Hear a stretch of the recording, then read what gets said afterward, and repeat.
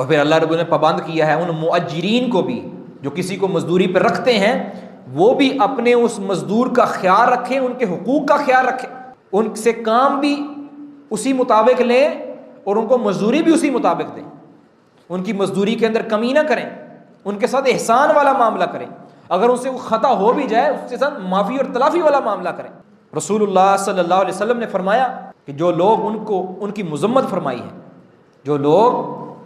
اپنے آقا اور اپنے جو مزدوروں کا خیال نہیں رکھتے اور ان کی مزدوری کو کھا جاتے ہیں،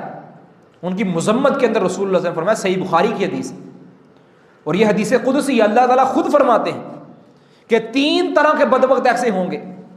قیامت کے روز، 3 طرح کے بدبخت ایسے ہوں گے کہ جن کے خلاف میں خود مقدمہ دائر کروں گا، اللہ،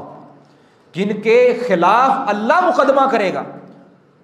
اور فرمایا کہ جس کے خلاف میں مقدمہ کروں گا، مقدمہ کر کے پھر ان کے خلاف میں جھگڑا بھی کروں گا۔ بتاؤ اس کی بخشش کا کیا اس کا راستہ ہو سکتا ہے کہ جس کے خلاف مقدمہ دائر اللہ خود کرے گا، جن کے مد مقابل اللہ خود ہو۔ ان میں سے ایک وہ شخص ہے